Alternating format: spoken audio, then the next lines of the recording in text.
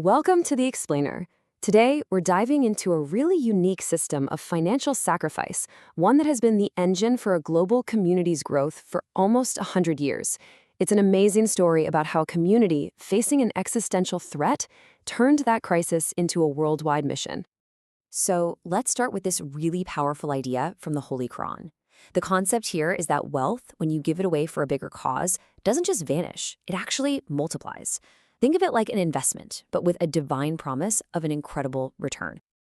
I mean, that's a completely counterintuitive thought in our modern world, isn't it? The idea that giving is better than keeping. But that very idea, it's the central principle behind the whole story we're exploring today. And this principle is the absolute bedrock of an initiative called Tahrik-e-Jadid, which literally translates to the new scheme. Okay, so let's get into it. At its core, Tahrik-e-Jadid is basically a communal fund. But here's what's so fascinating. It wasn't born in a time of wealth and prosperity. No, its origins lie in a moment of profound existential crisis for the community. To really get the why behind this whole scheme, we've got to rewind the clock.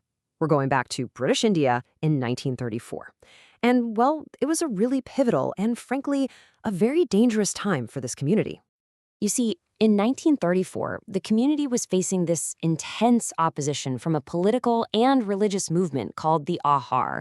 And the Ahar, well, they made a promise that was absolutely terrifying. Just imagine hearing that.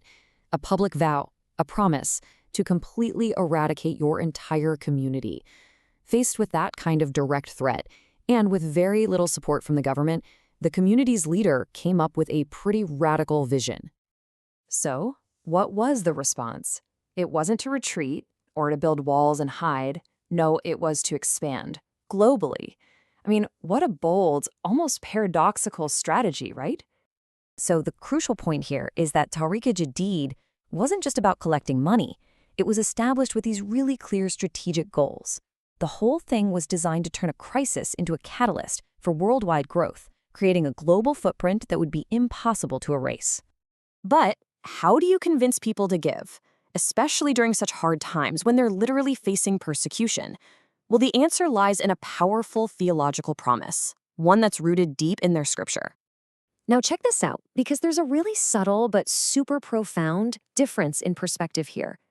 The biblical teaching emphasizes safekeeping your wealth in heaven. The Quranic teaching, though, it emphasizes active growth and multiplication. So the belief isn't just that your contribution is protected, it's that it will actively grow, providing blessings and returns in this life and the next.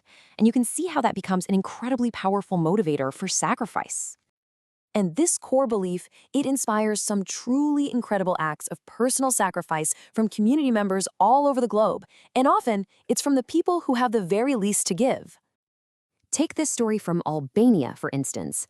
A man volunteered his time, and then, on top of that, he donated 75 euros. Now, that might not sound like a huge amount to some of us, but for him, it was an immense sacrifice. It was 15% of his entire income. And it's that spirit, right? That heartfelt intention. That's what members believe activates that divine promise and fuels this entire system. Okay, now let's jump over to a remote part of Indonesia for another example of this deep-seated faith in action.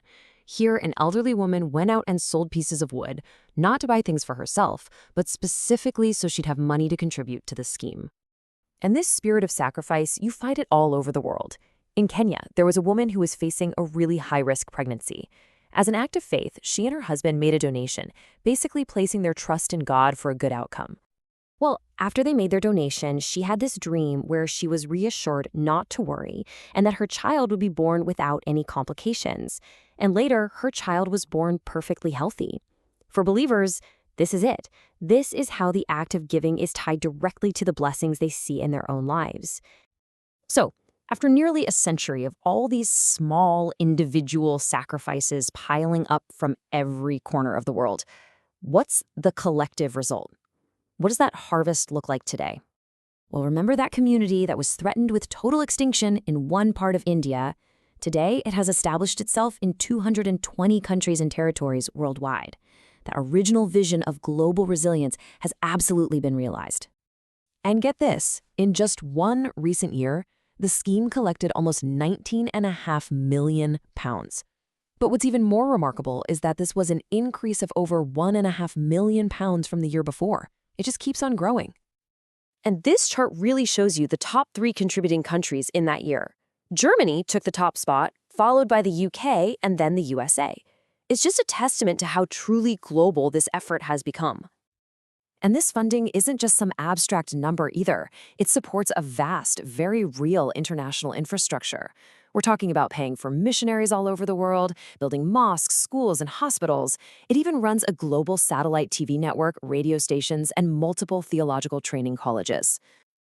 Ultimately, the story of Tahrik-e-Jadid really shows how a principle of faith, when you systematically apply it, can transform a moment of crisis into this incredible legacy of global resilience and growth.